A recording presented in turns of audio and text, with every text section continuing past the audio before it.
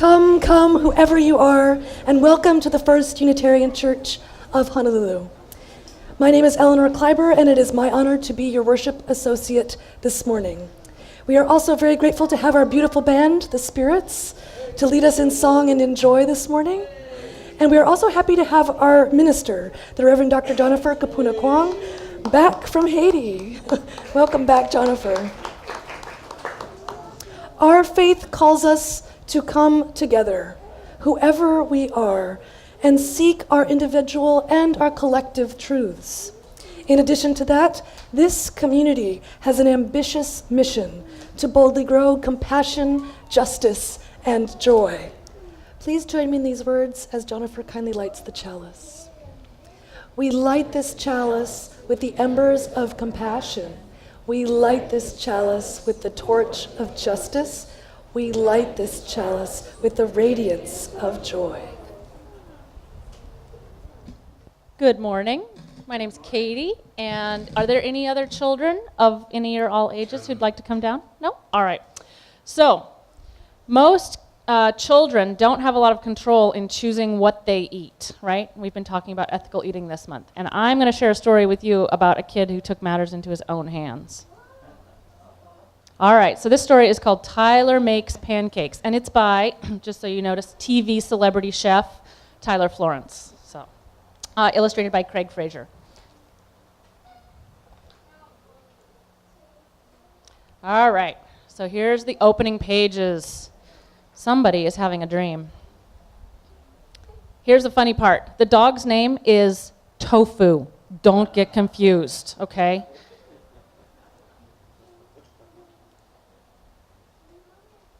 Sorry, a little malfunction. There we go. Tofu, says Tyler. I just had the coolest dream. There were pancakes in outer space, and I was the captain of a pancake spaceship. Tyler said, now I'm hungry, and there's only one thing I want for breakfast. What do you think it is? Very good. They're so smart. You got it, pancakes. Let's surprise Mom and Dad. I've got my list ready. Let's hit the road and Mr. Jones's Market. And here's Tyler's list. What's on there? Some pretty straightforward things, huh? That's right. Eggs, buttermilk, butter, flour, and maple syrup.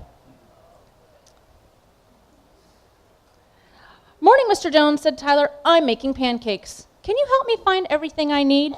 You bet, Tyler, said Mr. Jones. I love pancakes, too. Come on in. What do you need? Eggs, said Tyler. Hey, they're in the refrigerator. Yep, said Mr. Jones. They just came in fresh. Fresh from where, said Tyler. From chickens, said Mr. Jones. I don't see them. Where are they, said Tyler. Well, just imagine, all right, that we are on the farm. Cool, said Tyler. Who's that? That's Polly Petaluma. She's a star. She lays the eggs you need for your pancake batter, and they're the best. Tofu, stop chasing the chickens. It's funny that Tofu's chasing the chickens, right? All right. What's next? Said Mr. Jones. Buttermilk, whatever that is. Is it butter or is it milk? Does it come from a butter cow? Nope.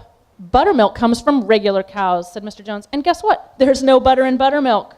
It's lemony and thicker. It's what's left over after you make butter. It makes pancakes super fluffy and extra delicious. Looks like Tofu likes it. That's awesome, by the way. I just want to say that. I want that for everything at this point. The next thing I need is flour, said Tyler. You know what it looks like, but what is it? Does it come from some kind of flour? No, but it comes from a plant, said Mr. Jones. It's called wheat, and it grows in flat places like Kansas.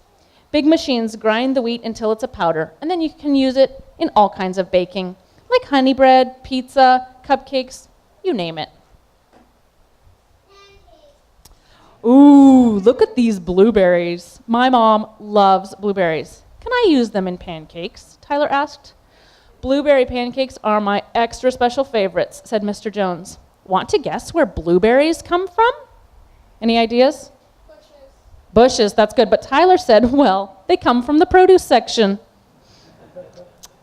So Mr. Jones laughed and said, you're right, they do come from the produce section. Before that, blueberries are grown on bushes. You have to pick a lot to fill one of those little boxes. Look, you can't even really see the blueberries on those bushes. That's how small they are. All right. Hey, tofu, we can't forget the most important thing, ooey gooey sticky maple syrup. Wow, look at all those bottles. Which one do we get? Only the best for your pancakes, Tyler. And the best syrup comes all the way from up in Vermont, or Canada, if you happen to like Canadians. All right. All right, so does it grow there? Next slide, please. Asked Tyler. It doesn't grow there exactly. It comes from maple trees. In the cold, early spring, sap drains from the leaves and down the trunk. We tap a little pipe into the trunk and out drips raw maple syrup. But you can't eat it yet. Why not? Isn't it ready? Asked Tyler. Next slide. Nope. You need to boil the raw syrup until it turns thick and golden brown and super yummy. Next slide. All right, now I'm really hungry, said Tyler, and my list is done. I have to go make pancakes. Off you go, said Mr. Jones, and I put a little bit of bacon in your bag. It's great with pancakes. And here's a cantaloupe. I just picked it from my garden out back. Slide. All right, thank you so much. We gotta go cook. Next slide. So they put in the dry ingredients and then put in the wet ingredients, and finally they mixed them all together. And then Tyler's dad helped him put them in the pan, and he cooked them. Well, next he looked over and saw the pancake breakfast with a little bacon and a little cantaloupe and all that delicious syrup. And he served it up to his mom and dad, who said, And he said, that is a perfect set of pancakes. I believe next time I will make dinner. All right, so thank you very much. So now, kids, you can think about where all your food comes from. Let's make a bridge and sing our children off to their classes. Go now in peace, go now in peace. May the spirit of love surround you everywhere, everywhere you may go. Go now in peace, go now in peace. May the spirit of love surround you everywhere, everywhere you may go.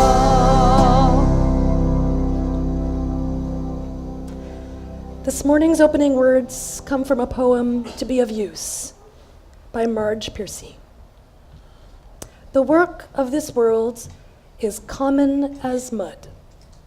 Botched, it smears the hands, crumbles to dust. But the things worth doing well done has a shape that satisfies, clean and evident. Greek amphoras for wine or oil, Hopi vases that held corn, are put in museums, but you know they were made to be used. The pitcher cries for water to carry, and a person for work that is real. I am here at the First Unitarian Church of Honolulu because I choose to belong. The people of our congregation belong because those who came before us choose to welcome us and include us and make space for us. And now our newest members belong because inherent to this faith is a belief that there is room for all who come in friendship, in freedom, and in peace. Today we welcome into our community these new members who have chosen to make a commitment to this congregation and to Unitarian Universalism by going through the pathway to membership and by signing our membership book. Today we welcome Dawn Shin and Connie Winterstein, if they'd be willing to come up to the front and be acknowledged. Please come on up. And Hilke will bring the... Sure, yes, please do.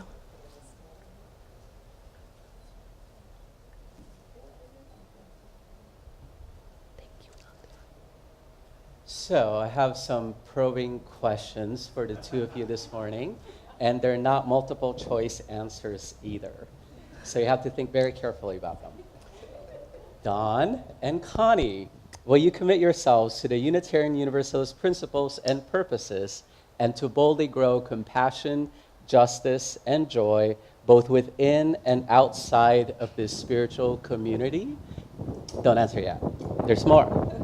Will you accept our gifts of fellowship, discovery, connection, and service? Will you offer us your unique presence and gifts? Will you add your name to the long history of Unitarian Universalists? And if you do, all of the above, right? Please say, we do. Or we will. We will. That's more grammatically correct, isn't it?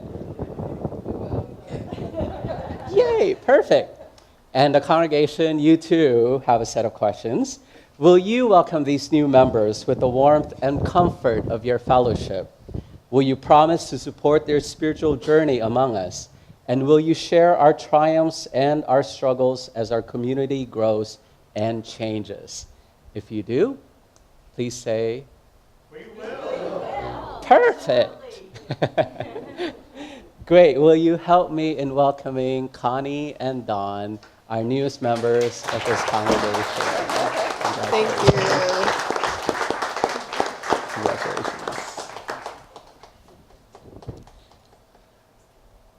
You may be seated. And there was actually another person that signed a book at 10:55 a.m. this morning. And unfortunately, she usually goes to the 9:15 service. So her name is Sue Green.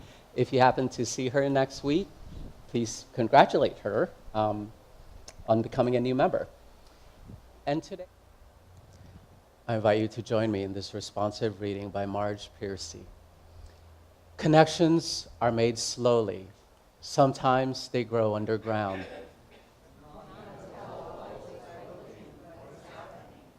More than half the tree is spread out in the soil under your feet.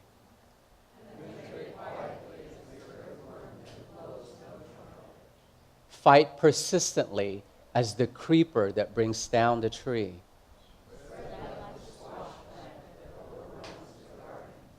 Gnaw in the dark and use the sun to make sugar. Live as if you like yourself, and it may happen. Reach out, keep reaching out, keep bringing in. Today we get to a topic that the foodies in our congregation have been waiting all year to hear about. Food, glorious food. And which culture and which tradition does not have something to say about food? Yeah? Even in our own tradition and our culture in America, we say something is as American as apple pie, right? Whatever that means. Well, let me share something with you. Being Chinese, food is very important to us. Can I get an amen, Shirley? And part of what's so important when I was growing up are three values that we had around food. One is you always have to accompany it with rice. That is a must-have for every dish and every meal. Yeah, thank you for that, amen. And so let me just share a quick story with you. Way back when, as in 20 years ago, before Las Vegas got all built up and taken over by the Chinese, there would be nowhere you could go to, not even the buffet, where they would have rice. So what my friend's family does is they actually bought their own rice cooker and plugged it in the hotel room and made rice for every meal. So that's how important rice is, yeah? The second point when I was growing up is do not waste food. This is probably where we get the expression from that if you have leftovers on your dish, don't throw it away. Think about the poor, starving children in China, right? My husband always says after that, well, if they want it so badly, I could ship it over to China. But nonetheless, there's this whole idea that we cannot waste anything that's on our plate. So speaking of that rice, I would always make sure growing up that every single grain of rice was consumed, even if I was extremely full already. And I saw some grimacing from Nan and Pierre when I said that, because when they were in the Philippines with me, along with Danica, we had a whole piece of fried fish on our table. And by the time I was done with that, there was not a cheek on that fish. There was not a brain on that fish. Right? Every single part of that fish was consumed except for some of the bones. I did leave some of the bones behind.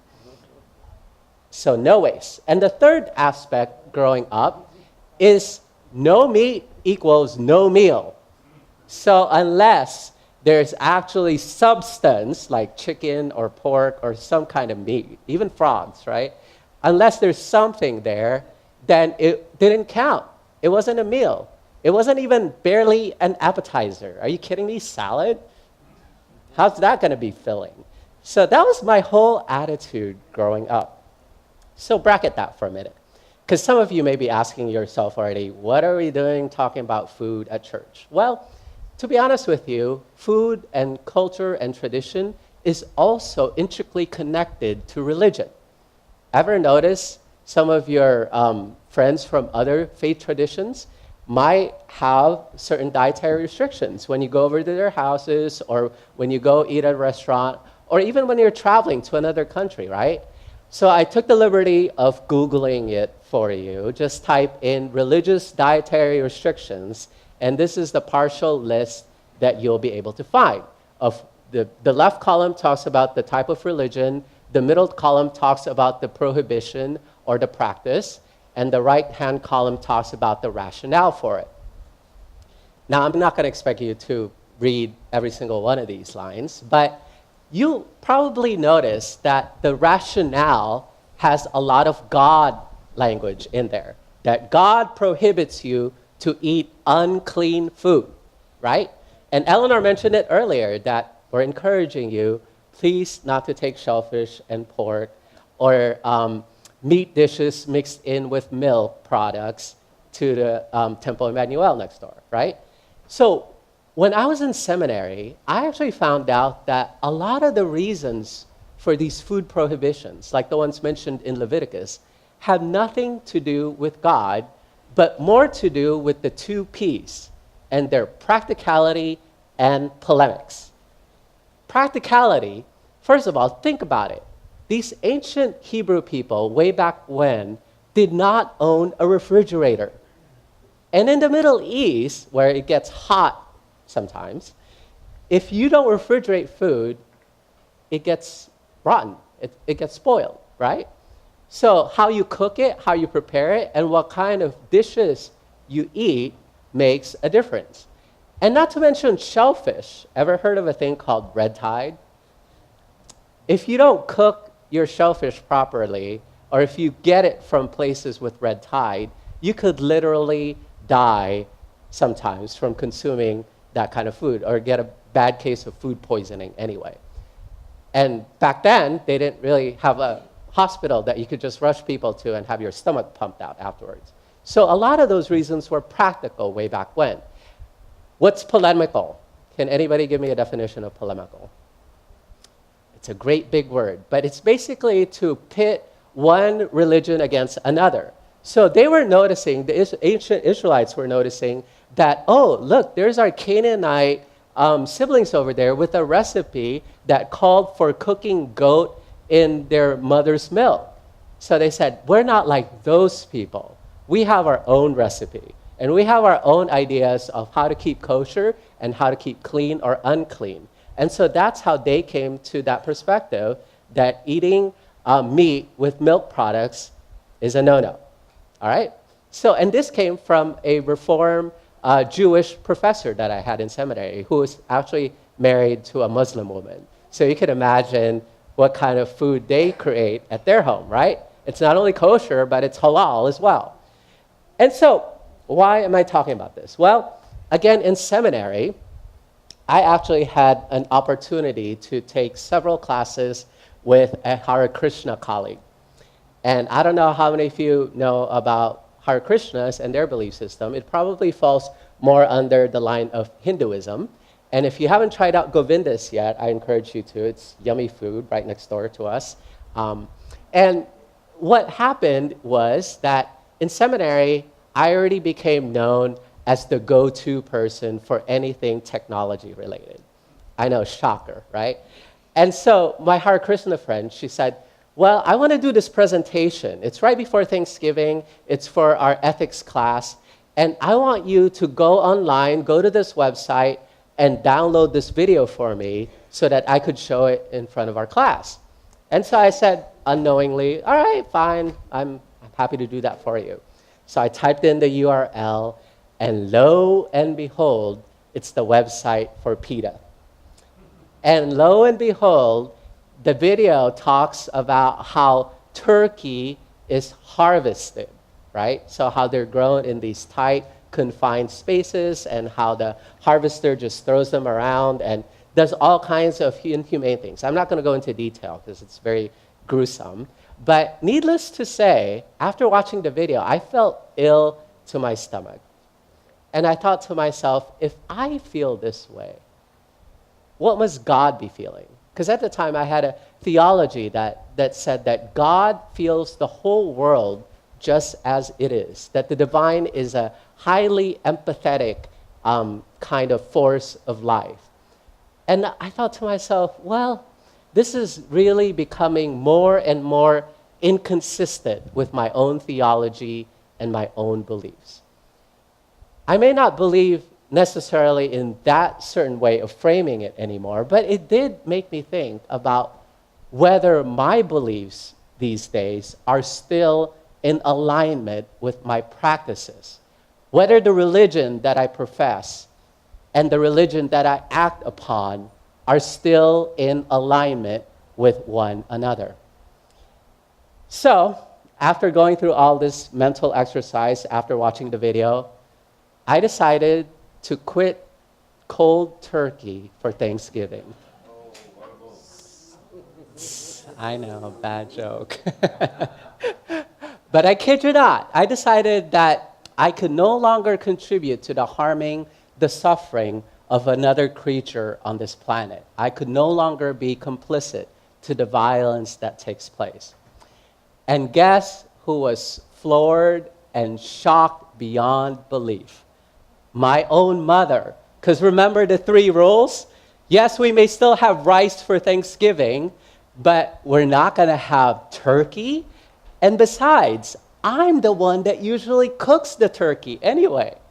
I'm no longer going to marinate it and cook the turkey like I always do, like we've traditionally done in our household. This was quite a shock to the whole system, right? And like I said, I was the one that kept, saying, it's not a meal, Mom, unless I see meat on the table. And so that whole thing just threw our whole family for a loop. And bless her heart, the next year, she did decide, all right, well, we could play along with Jennifer here. So we're going to have tofurkey for Thanksgiving instead. So she went to Trader Joe's and got a tofurkey.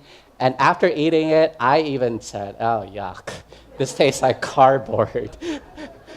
So since then, we come to several compromises and balancing acts, and we dance around the whole idea by making sure that it's free-range, organic, and non-hormone fed turkey, all that good stuff, right?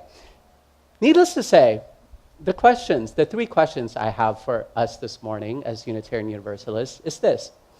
One is, what does it mean to truly live out our values and respect the inherent worth and dignity of all creatures, and to respect the interdependent web of life of which we are a part?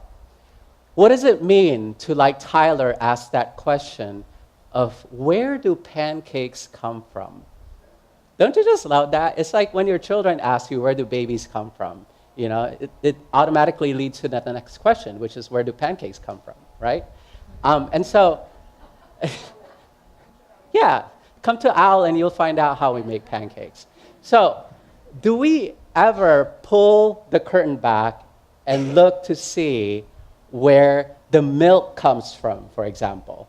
Is there a cow behind Foodland that the grocer goes back and milks every morning before the store opens? Are there vegetable gardens in the parking lot, maybe, at Foodland or Safeway, where they grow the crops? Or where did they come from? And how were they treated? And what kind of stuff went into their system before they were butchered? Great questions. Did you know, for example, that 70% of penicillin that we produce in this country do not go to human beings. They go to cows, to make sure that they don't get infected, right? So how much of that enters their bodies and then eventually ours and affects the way our system works and our health and well-being? How many percent of cows raised were injected with hormones so that they would grow faster? What kind of living situation did they have? Are they really happy cows like you see on TV, supposedly that California has? All these happy cows in green pastures? Or are they more likely raised in cages? What kind of a life did they have? So those are some of the questions that run around in my mind when I talk about the inherent worth and dignity of every single living being on our planet, right? And the other question is, how many miles did they have to travel? As much as I admire Costco and their employment practices, I also tend to look at the label on my eggs, for example, on my brown eggs, that say California on them. At least 2,500 miles is the carbon footprint of that egg in order for it to get to the Costco refrigerator and in order for me to buy it. What kind of world would that create? So that's the second question, is what's the impact? Not just on animals and plants, but what's the impact on other human beings? So for that, I'm going to show a quick video. I hope it works. Do you eat ethically?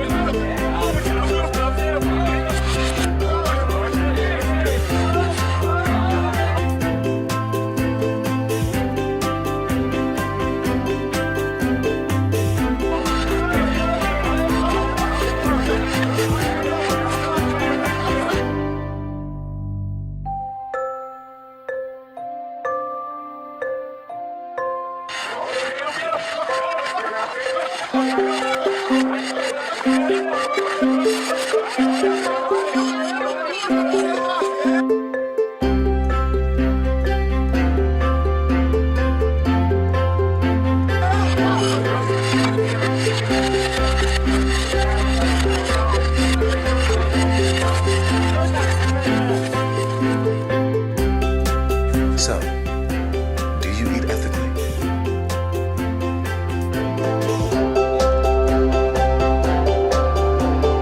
Behind the Kitchen Door by Saru Jayaraman was actually the UU common read. So what happens is the Unitarian Universalist Association encourages members of our community and our movement to read a book each year.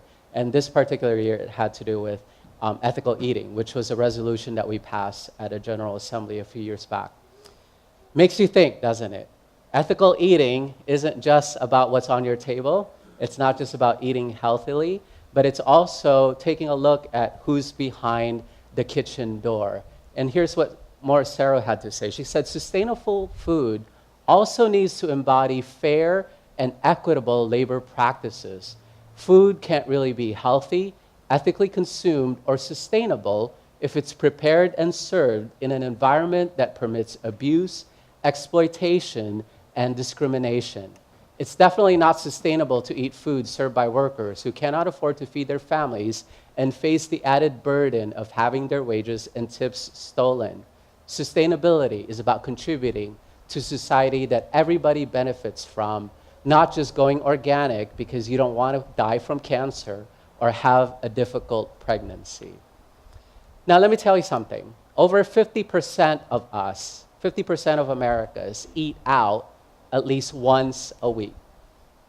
I myself am in that category. We go to Island Brew right after snorkeling almost every Monday, right?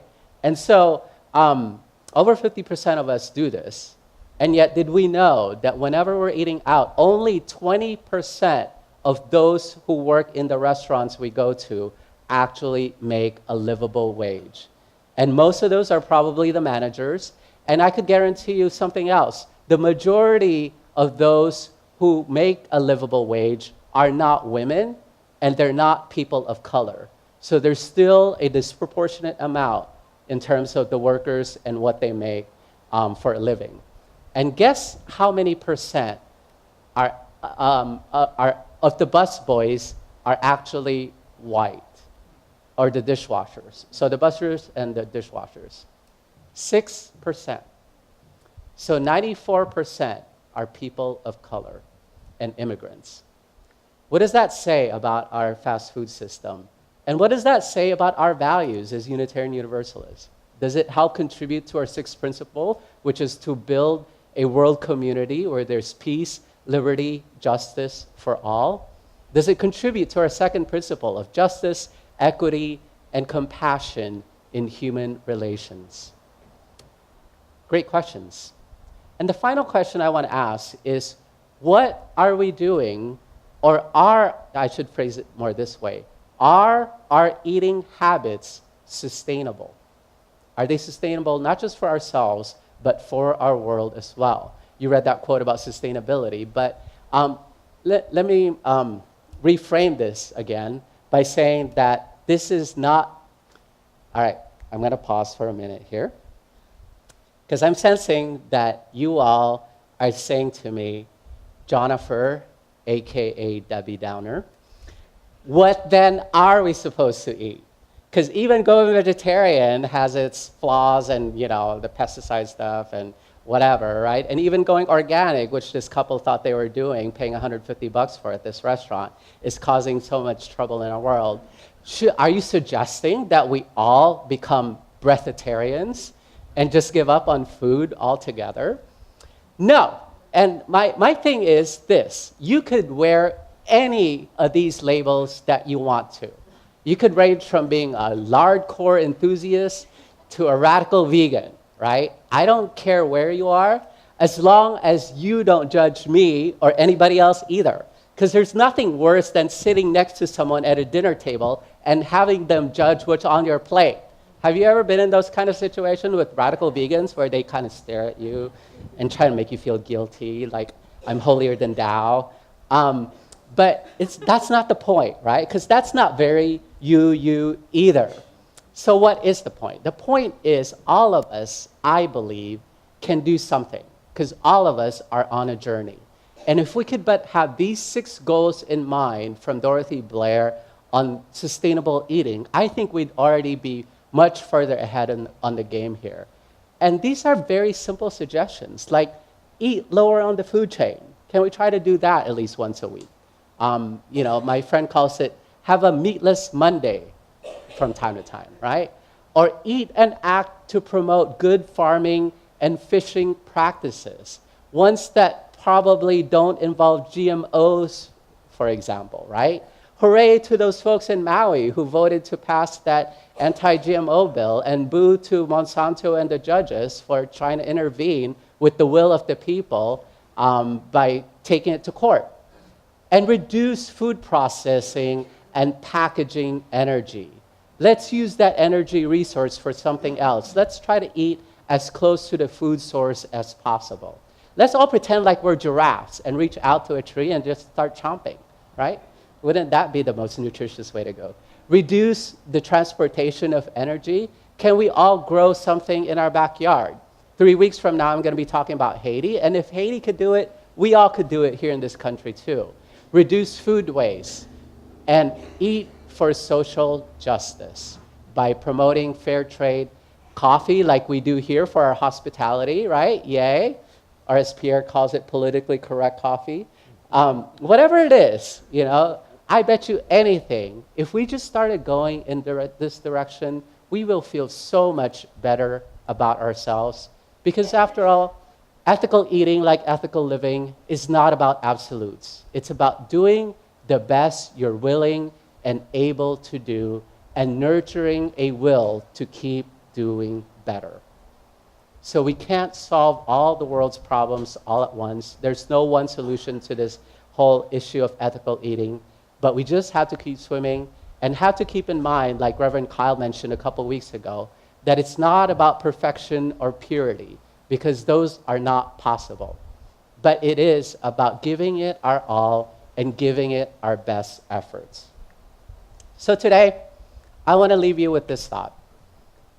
Our journey towards ethical eating and food justice begins with an awareness. It begins with mindfulness. It perhaps begins with that prayer by Thich Nhat Hanh.